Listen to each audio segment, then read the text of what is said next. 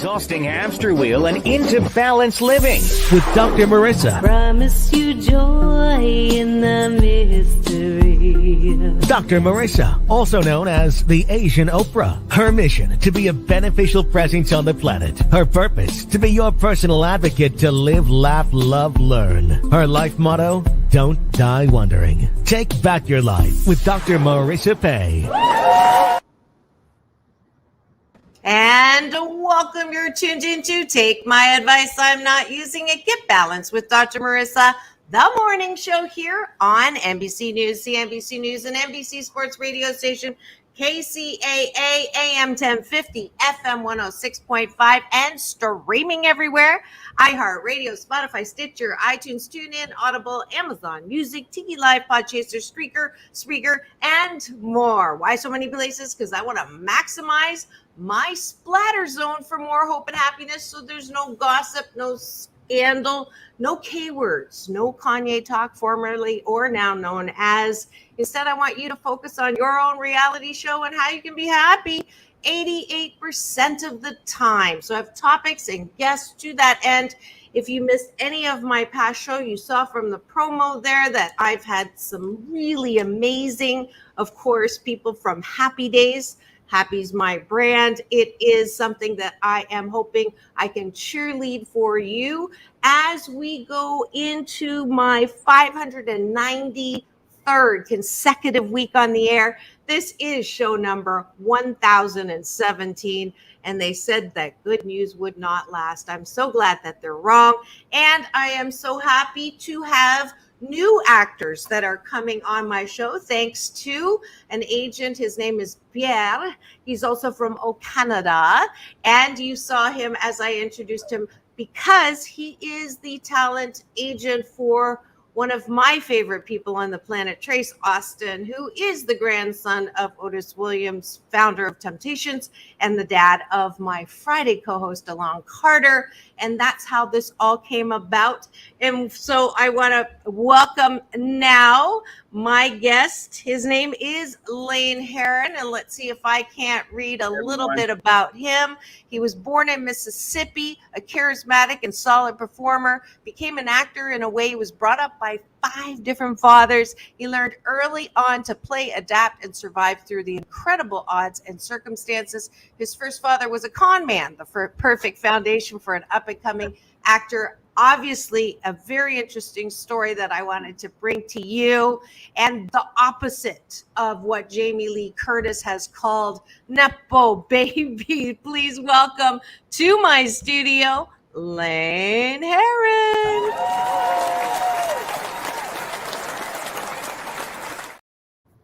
Welcome. Hi, everybody. Thanks so much. How did you say that much in one breath? That was exhausting to hear. Yeah, you did great. Thank you. I was actually asked by. Do you remember Happy Days at all? I kind of do. I loved Happy Days. All right. Well, but the mom. Do you mind sitting back from your camera so your head size matches mine? No, not that far. I'm going to have people yelling at because they want to see your cuteness. But come up just a little more, just not as close as you were before. So you match my head size. Yeah, I was hoping to do this in the tech check, but I know you had a little hiccup getting in, but we're good. So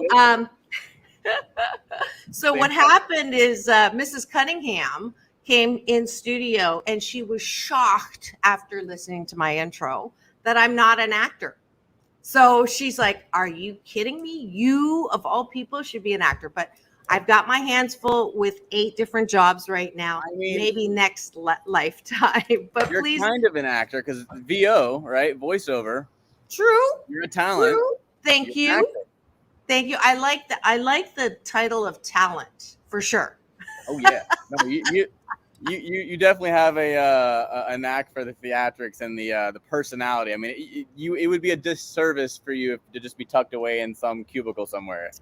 Oh, you're so sweet. No wonder Pierre wanted you on my show. I love Pierre. I've known him a long time. Yes, join the line. Yes. And absolutely, it's funny. talked about being tucked away. I was a professor for Oh, no 10 way. years, and 6 of them were at UCLA in the MBA school.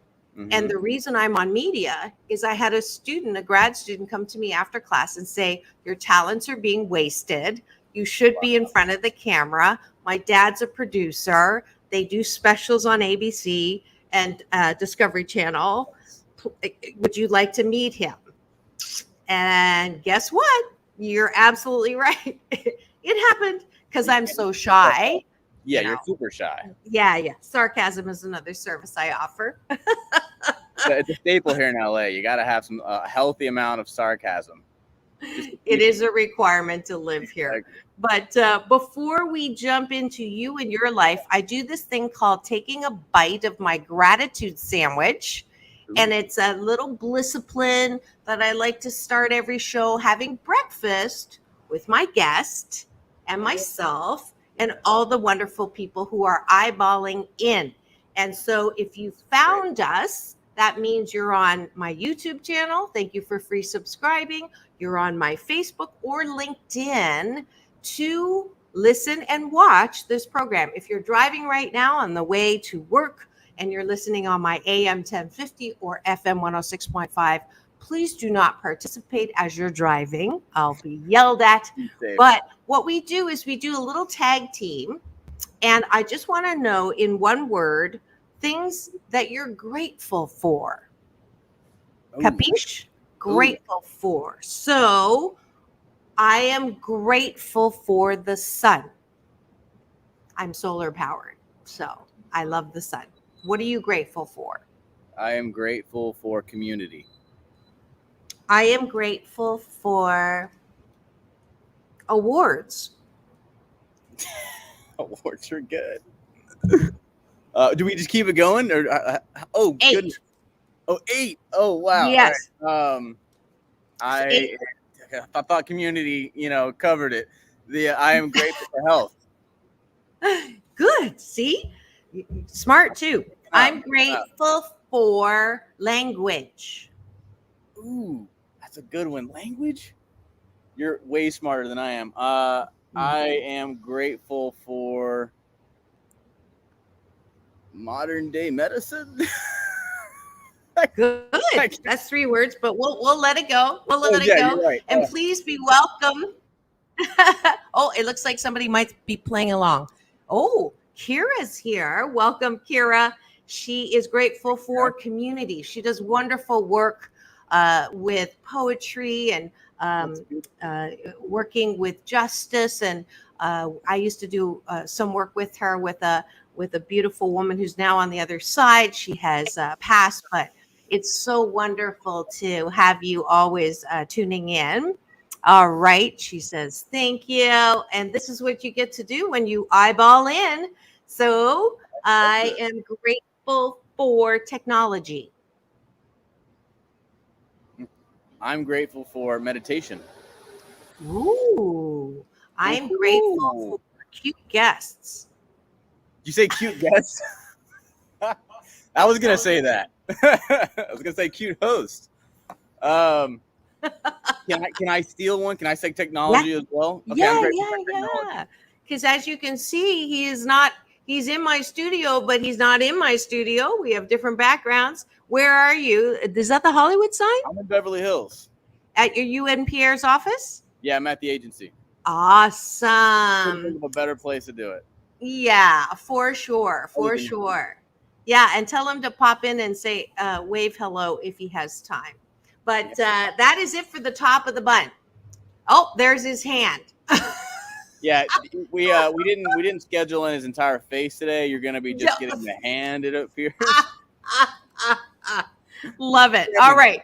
So because I sprung this on Layne, so what happens is the top of the bun on the sandwich is gratitudes. And those are the things outside of yourself that you're thankful for. And the reason why I have you do this and have everybody do this and ask everyone listening and watching to do this is because we have a tendency to wake up and worry or wake up and, especially if you're doing MS, which is meaningless scrolling, right?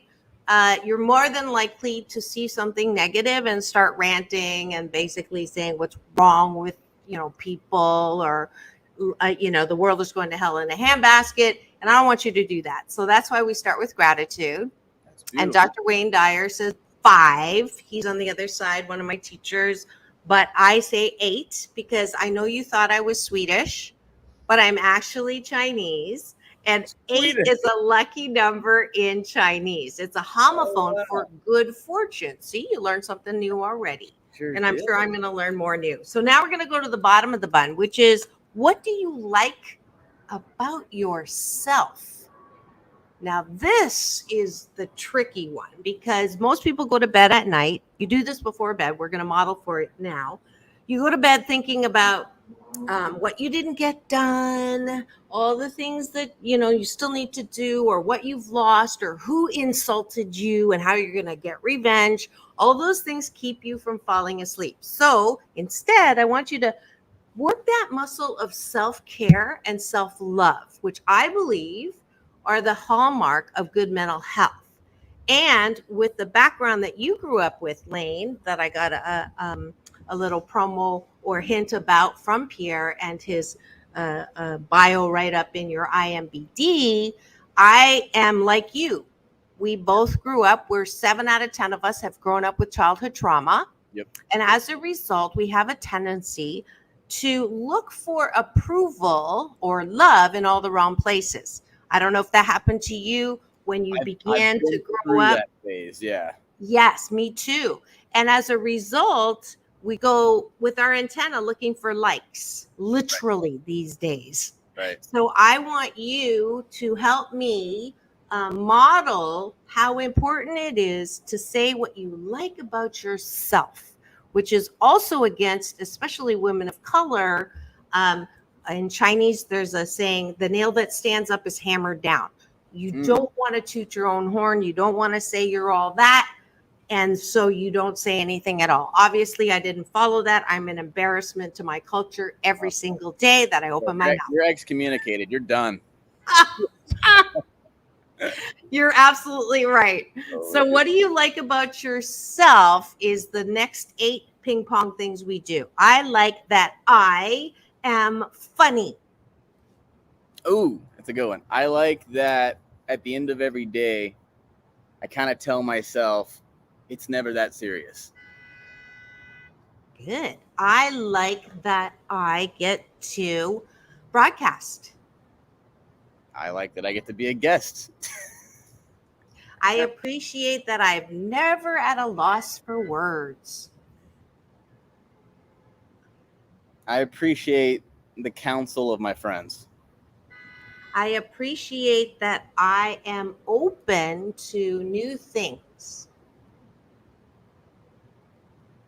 I appreciate my ability to listen. What? My ability to listen. I'm watching you, all right? Add it up to here, all right? I couldn't resist. No, I lined it up for you. Oh, yes, you did. And the last one is I appreciate my wittiness. Ooh, that's a good one. You have some wit. Am I the last one or you're the fish? Last one.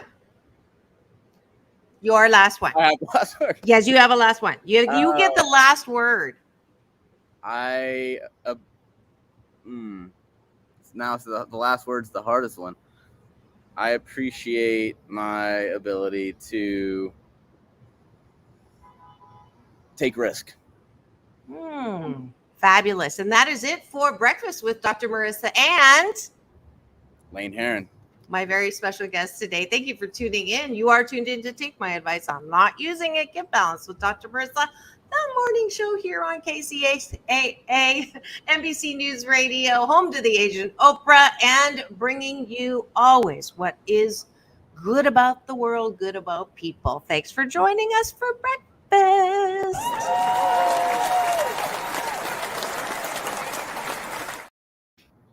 And now we are going to switch over to highlight someone who is here in studio today. His name is Layne Herrin. And I'm going to use something that I like to do on the carpet, which is I don't have an answering machine, Layne.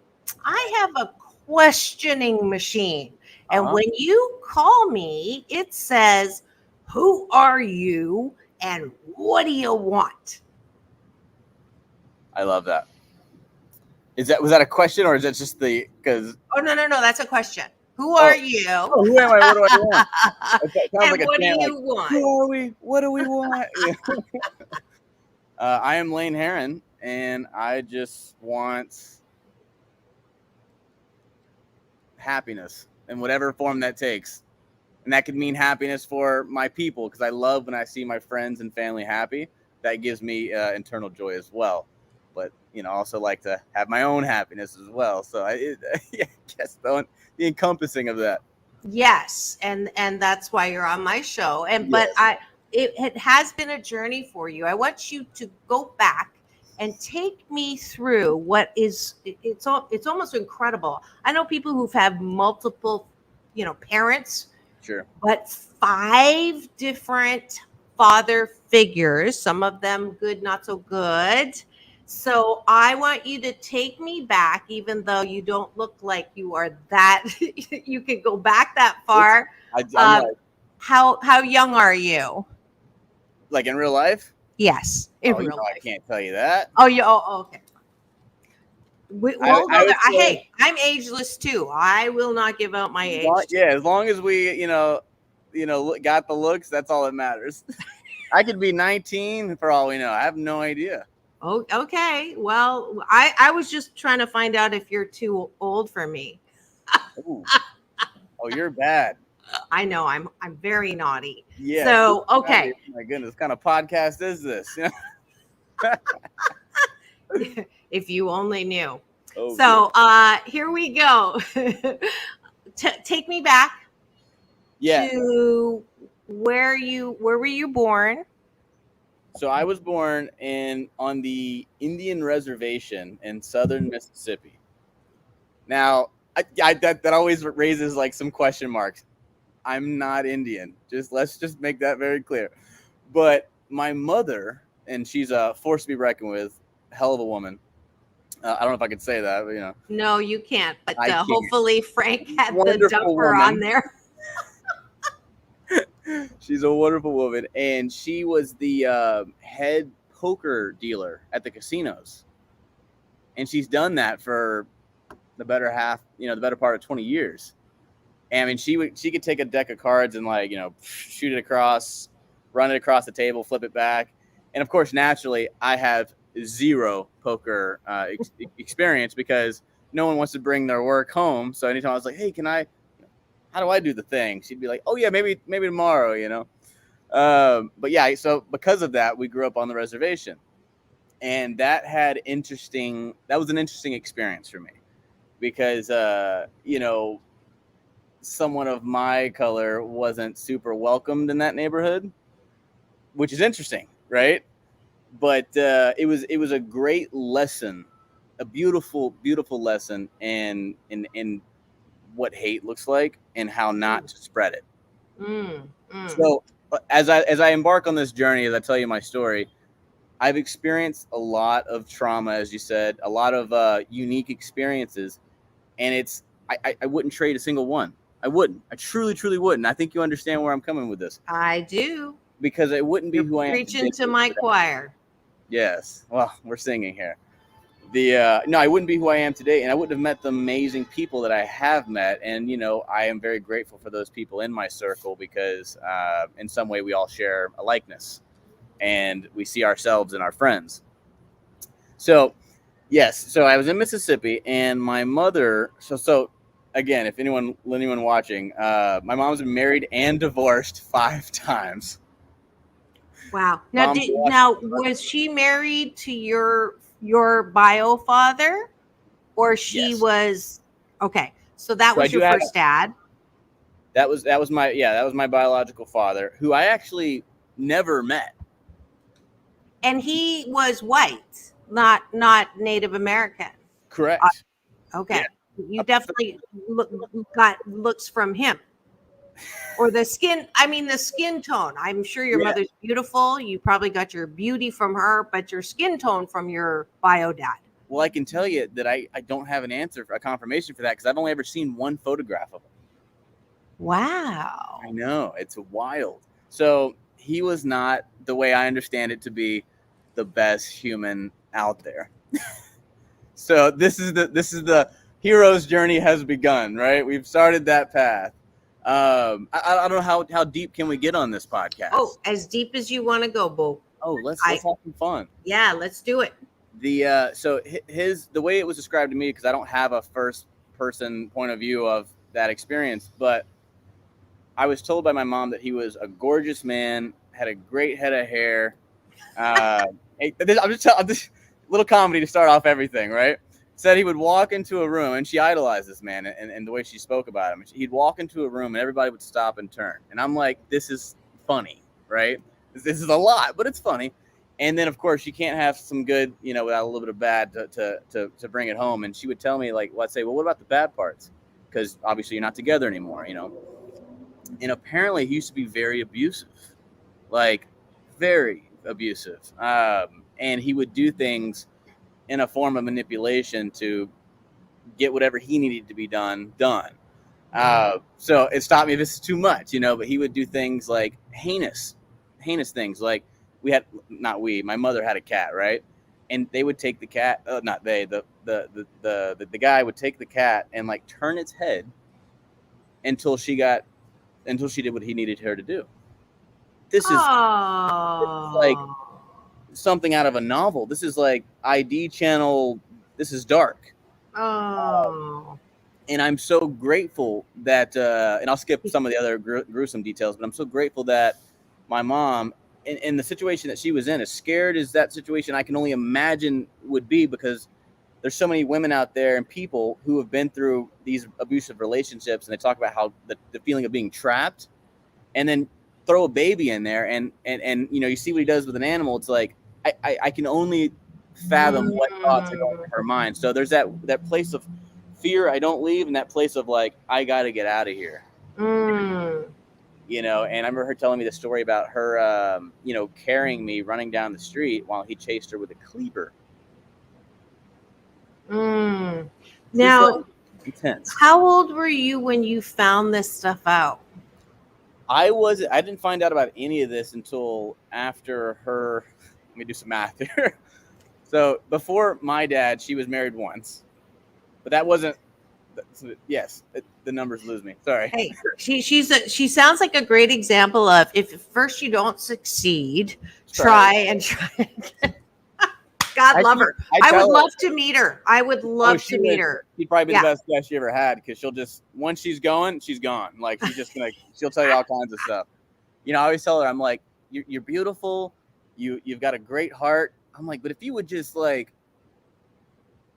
give and take a little bit, do the 50-50 thing. But she's very independent, and like, I don't say that in a bad way and on the umbrella sense, but like, it's what do they say? What's that phrase when a moving force meets an immovable force? What is it?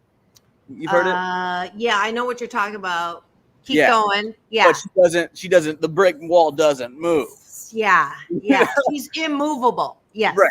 But that's not to say that I'm not faulting her for her relationships, because she's had some, it's 90% was the men that were just bad dudes. And maybe she was a sucker for a smile. I don't know, love her to death. But so to answer your question, how old was I when I found all this out, which is a lot to dump on a child. So we can imagine there's a timing issue here.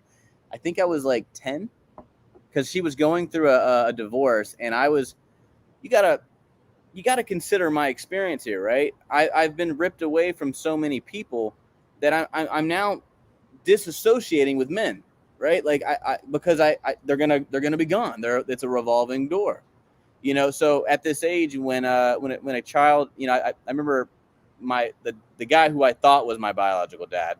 I remember him sitting me down. I was probably 8 years old, and I can remember it like it was yesterday, doing that, taking that knee and like holding me at the shoulders, and giving that speech of like, hey, you'll always be my son. I love you, but I got to go away for a while, and a kid doesn't understand this, but they feel it.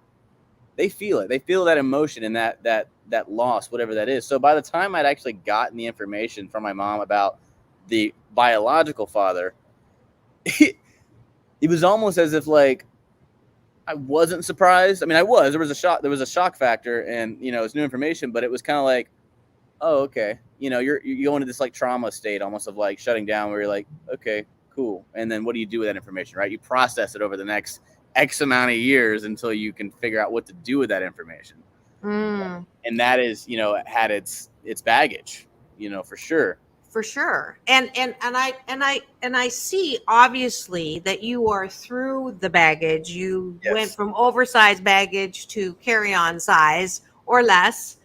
But for the sake of people listening, and the reason why I found your story fascinating, definitely because it's the opposite of Nepo baby, but I think that one, there's a belief system that to do anything, people have like inside information or inside whatever, and if you are one of the 7 out of 10 of us who've had childhood trauma, there is this very difficult period that I want you to just share a bit, and because you've already come out, but I think it's useful because there's a lot of people out there who are stuck there, and that's one of the reasons why I do the show. I know that's my purpose, is that I wouldn't change anything either, and sometimes we don't want to talk about the dark side. Right. But I don't want you to go modeling on me, but I want you to share kind of some of the dark spots and how that time, really it was important for you. Does that make sense? I think I understand. Yeah. And you want me to just take it away? Yes, please. It's like a Dalmatian. I mean, there were dark spots all over, right? And, holes in me. And, you got this shell of a person who was just,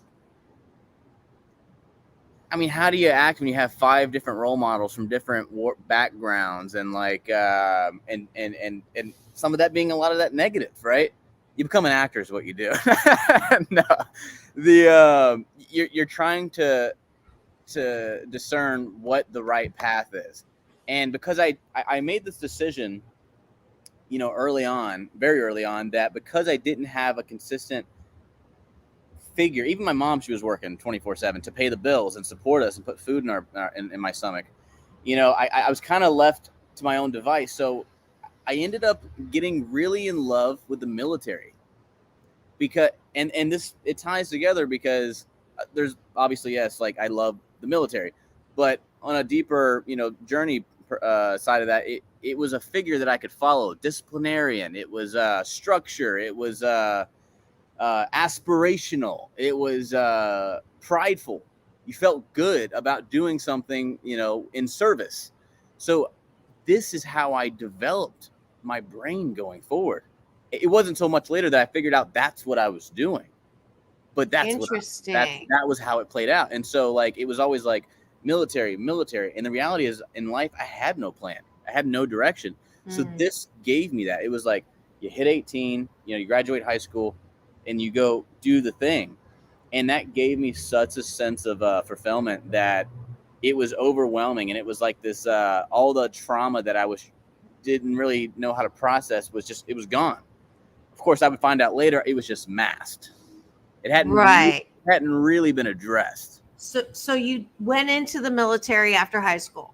So I did, just for the record, I did not go to the military. What happened was I ended up graduating high school, and then I had gotten an opportunity to come to California right before I ended up going. And I think I was actually like 19 when this came about, because I was, a year just doing my thing. And I, someone said like, hey, listen, I know you're going to do your thing over there. Like, have you ever actually been out of the South? And just kind of a weird question. And at this time I'd already moved to Atlanta from another marriage, by the way. And I was like, yeah, okay, I guess I can go to Southern California for a year, meet some pretty women, and then go.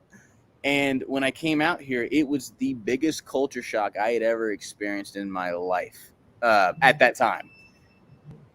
So I was a different person back then. I had, you know, I had very narrow views. I was only fed narrow views.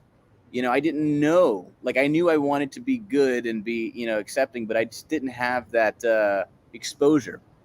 So when I came out here, I was exposed to all these different communities, and this was really good. This is really, really, you know, good for a development in a person, especially someone who may or not still be figuring it all out, you know. And it taught me so much about love and how to, you know, accept someone and let go of yourself and not be afraid to be vulnerable. Because the way I grew up is there was no vulnerability. That was, you know, that was not okay. Yes. You know, Now, and go ahead. Go ahead. No, please. Were you ever mad at your mom? Was I mad at my mom? I understood my mom. I had anger. I had a lot of anger growing up. And I went through a pretty violent phase as a kid. You know, I was like getting in fights left and right. I had taken like martial arts, and this made me feel powerful. And like, so I was like getting in all sorts of trouble that I, you know, should not have been getting myself into. But it was me, like, either I was too bored or I was finding something and out, you know, like a vehicle for the frustrations that I had. You know, my mom, like, she used to say, like, when I on, you know, in my preteen, teenage years, you know, if I said something that was aggressive, right? Not like physically aggressive, but like vocally, like in an argument, she would say, you're just like your dad, you know, something like that. And that was a deep trigger for me. And of course, like, I was not a very feeling sharing kid. So sure, it was a jab, but I'm sure she didn't know the extent of how powerful that resonated with me. So it made me like very angry. I'd hit a hole in the wall. I mean, this is very toxic. You know what I mean? This is not good. But that was what I was brought up with. When a man was angry, he punched a hole in the wall to alleviate himself from anything worse, and then he left and drove off. Right? So you associate with that. So I had no other teacher. But was I mad with my mom? I was very like frustrated throughout a lot of my years. After moving out, we always get a little bit of perspective, and I came to respect and understand why she did what she did do and forgive her for the things that she wasn't aware of. So I just want to take a minute because just take a breath with me. Yeah. So I just want to tell you your, the part of you that will always be with you, that young one, the one that was confused, the one that was sad, the one that felt the loss, felt the leaving, that I am sorry that you had to go through that. I know you're good now. Thank you. No, I truly appreciate that. But I just want to say that because yes, it is what made you know you have no regrets, but there's, I believe, such healing that will be with you for the rest of your life when you and all of us who've had this kind of trauma, not to brush over it, but not to marinate in it. It's that balance. And I commend the balance-centered Layne for learning how to comfort that part of you that had to be just so confused and sad and heartbroken. So I the little one in me is reaching out to the little one in you and just saying, I gotcha. I know you, and I'm sorry that happened to you. I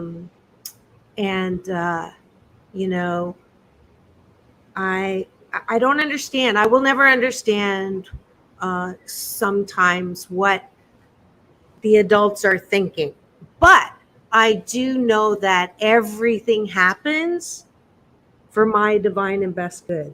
And obviously I'm feeling some of the similar pain that I went through. And again, I don't regret it.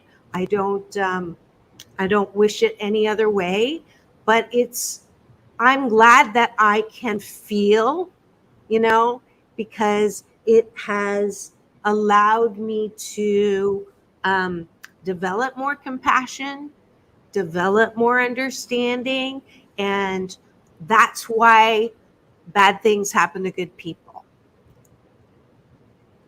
Everything, So, what do they say? Everything's a lesson or a blessing, right? Thank you for sharing, your heart with me. That's, yeah. and Yeah, I love it when I cry. I love it when anybody cries yeah, because tears are the disinfectant that keep our hearts soft, yes. and it shows that my heart is open. So I'm glad that you got that. Can I give you a fun little story about crying? Yes, please. Not just about the crying per se. It was not about that, but it's a little segue. I was so all the things that I had gotten to a certain point in my life traumatically, and I thought I got it under control. Then we always figure out you really don't, right? I feel like, and that's throughout life. We're always working on ourselves. I went to, after some time after I got to Los Angeles, I went to this very prestigious drama school, and it's very like shrouded, like no outsiders. If you're in the program, you can watch. If not, like we're here to work and do whatever that means, which is learn a craft of acting, right? What they don't tell you, and they won't admit to this because that's not what they claim, but it is a therapy, school. And it's not, but for me, it really was. And I didn't realize how much I really needed that. And the story I was going to tell you was I was, in the beginning of our program, you start doing these little exercises that get you distracted and emotionally focused on one goal, right? For example, like untangling a necklace that's tight, something very basic, but hard enough that's going to take you a few minutes. Then you've got someone that comes in the, a door, right? Like one of the acting doors where you can walk on either side of it. They come into the room and now the scene has begun, right? And at this point, you're such a baby to the work of the craft. So it's like, just keep it simple. Say what you see. Oh, you're fixing, you're untying something, right? Just impulse. Well, anyways, my partner in the scene kind of gets behind me, and I'm like really getting into this thing, and I had my circumstance that I had built up, and it something probably I think it was like about with my mom, right? Because I was thinking, well, I have nothing to pull from as an actor because I don't know how to act yet.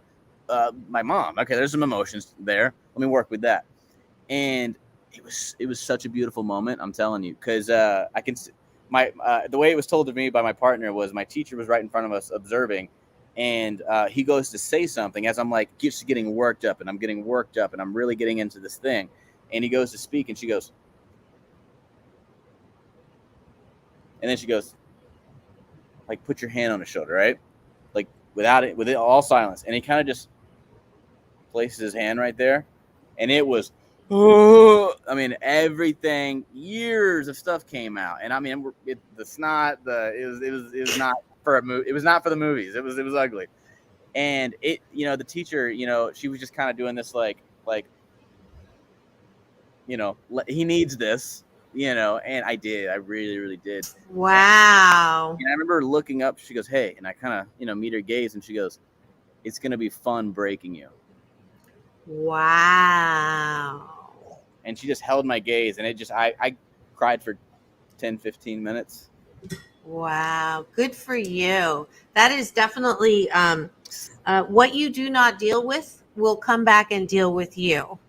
And yes, and pain, unprocessed pain is like when you press pain down, garbage. What happens to garbage? It turns into liquid.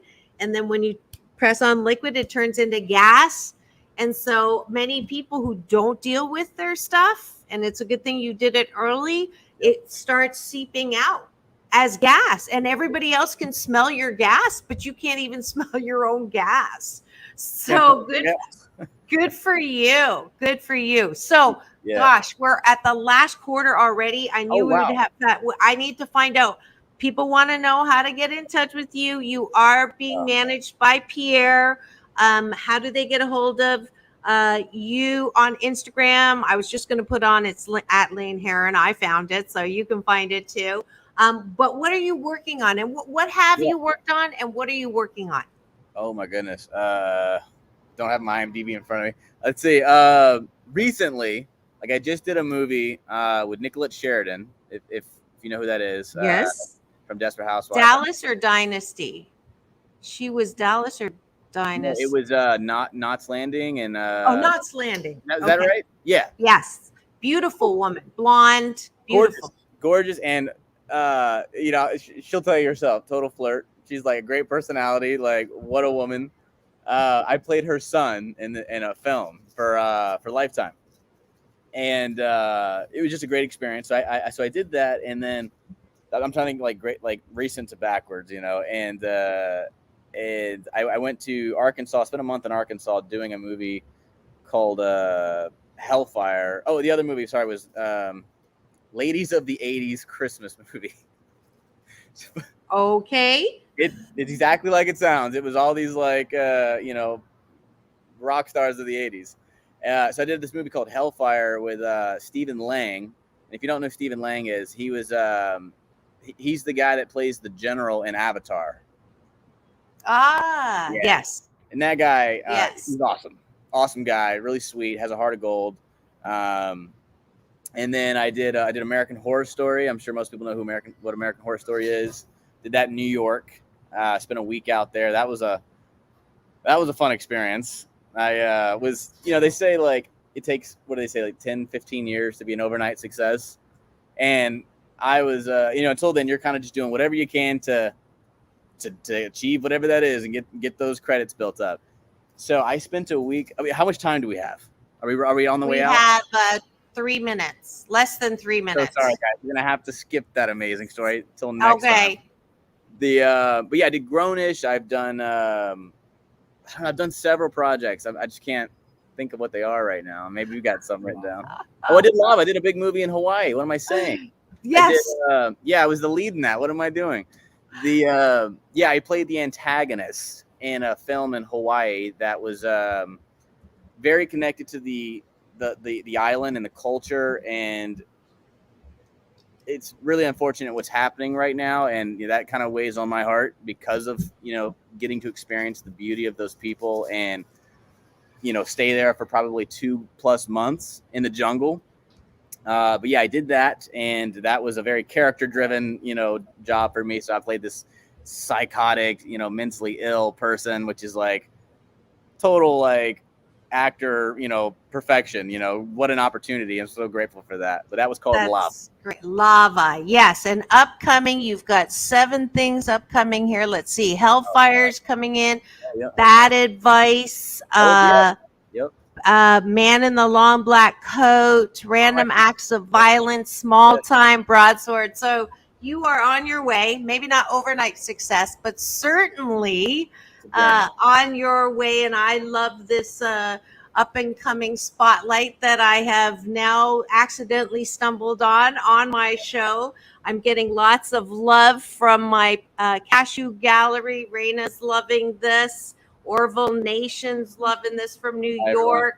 So I am so glad to have had you. Actually, we have more time than I thought. Hold on. Well, how much time we got? You know what? Tell that story. Tell that story. We have time. The story about American Horror Story? Yes. Okay. So I had, you got to fake it till you make it. And I told the production that I was a local. I am not a local. But I live in Los Angeles, right? And this is in New York. But, they do that to keep people from like screwing over production, which I completely understand. But oh, that's true. Yeah. I got Pierre over here saying, tell him about Ryan Murphy. I'd auditioned. If you know who Ryan Murphy is in his productions, I've auditioned for him 7 times. I never got thrown a bone, just submitting tapes into the abyss, the void. I even put myself on tape for the Jeffrey Dahmer, I think it's called Monster, and Evan Peters nailed it. He's nominated right now. Like, he deserves it. I had the grandma of that on my show. You did? Michael. Yeah. Michael Learned. Yeah. I love that. Yeah. Wonderful. And so So I'd finally gotten this chance to work for Ryan, you know, and I was like, oh, yes, you know, this is my shot. So I was like, I got to get to New York, whatever it takes. I end up calling a friend. This is the last minute because, you know, flights, hotel, it's gonna cost you.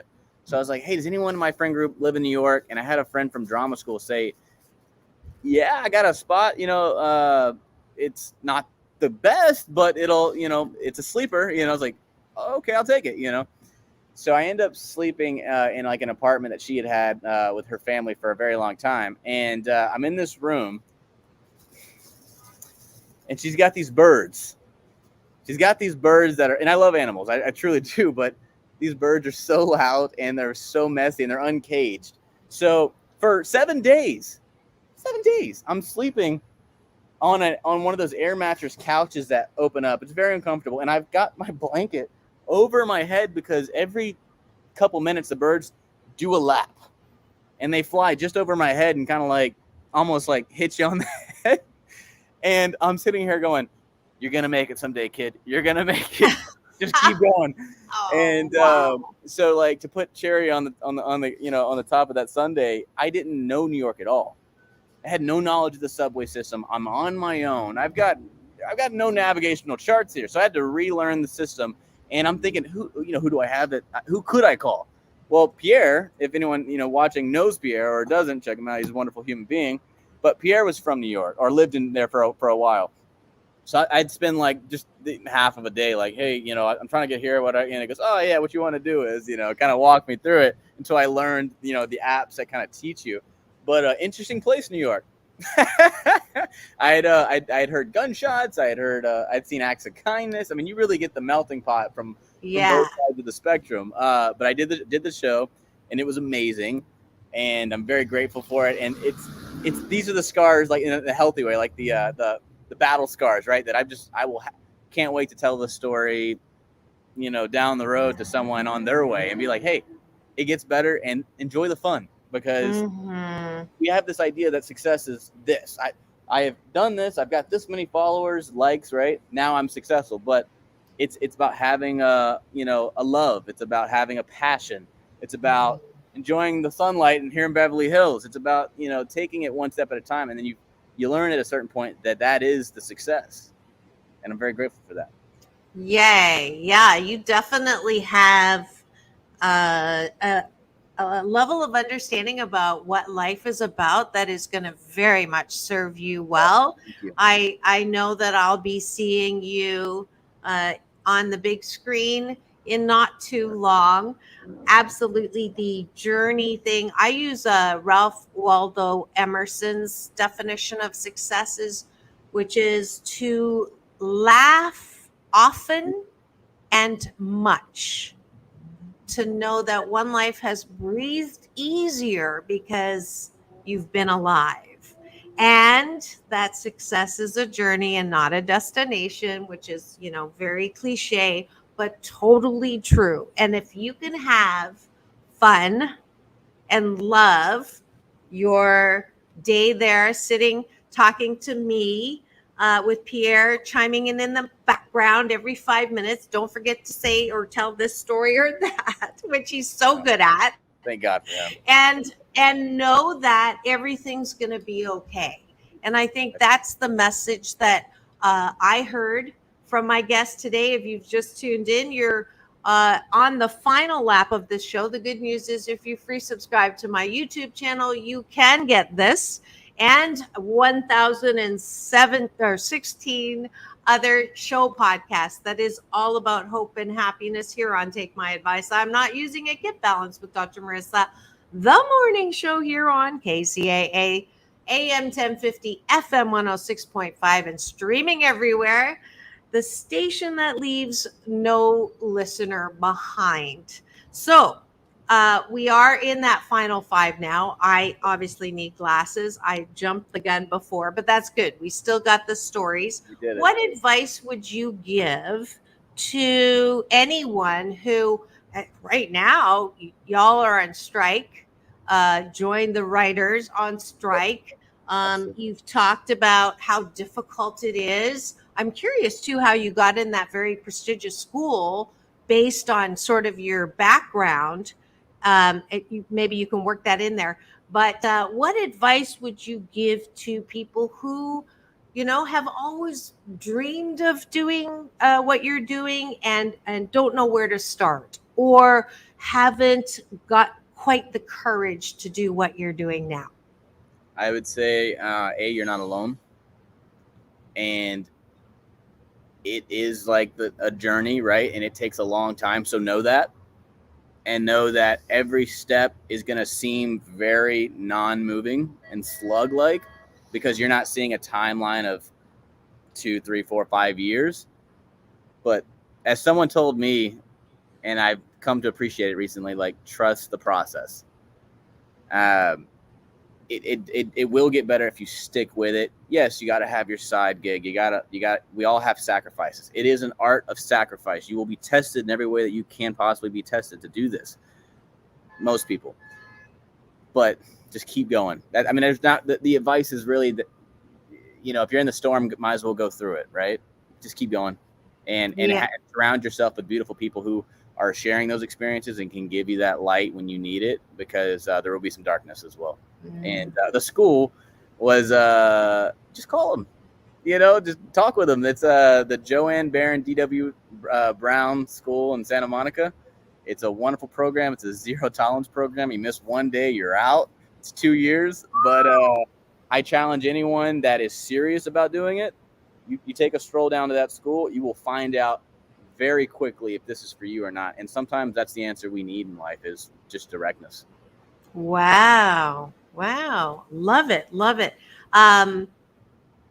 Gosh, I was going to say something. When you're saying about just, keep going, go through it. When I interviewed Halle Berry, she said she went to my school. She went to your school. Wow, that's so cool. Yep. That is so cool. She said, if you're going through hell, keep going. Now, I can say hell because it's in the context of a saying, right?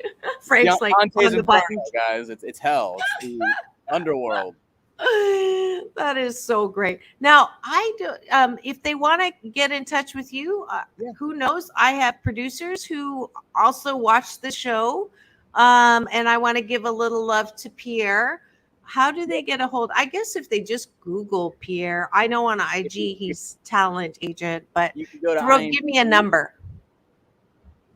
IMBD. You asked me for a number, or what were you saying? Yeah. So if you go, I know. Here, I'm going to share this screen here. Go ahead. Oh, yeah. So if you go to IMDb, which is like the Internet Movie Database, this is how we track all of our actors and performers out there, those beautiful people doing the work that you love to watch. You could contact me through a couple options. You could reach out to my agent, Pierre Patrick, or you could talk to my management at Luba Rockland, Tim Taylor. You can also follow me on Instagram and keep up to what I'm doing on the day-to-day. But I look forward to meeting all of you and sharing a little bit in your lives as well. Absolutely. So there you've got all his information. Not sure about this. Is this from a shoot? Your hair? Yeah, no, it was I call it the dried mop. It's like a little mop. You just spray paint it. Okay. No, it worked for it's funny because it worked for the photograph, and then like as soon as the camera's down, it's like, so that's weird. Okay, that's a lot. It feels like the Hunger Games over here. Yeah, because on the cute side, you kind of look like a young Tom Cruise. I didn't see it until just this last thing. I'll take it. So have you had that said before? I get the number one that I've gotten since inception is like a young Brad Pitt. And I've recently been getting... you know what? I have 30 seconds. Can you do this with me at the end of every show? It's all about balance. Peace in, peace out. Peace in, World peace through inner peace. This is Dr. Marissa reporting live from my living room with actor Layne Herrin. Thank you so much for all of the beautiful information. We're going to see you tomorrow with Doctors in the House and Dr. Tiffany Tate. Keep it here. Now go and have the best day ever. See you tomorrow. Bye, everyone.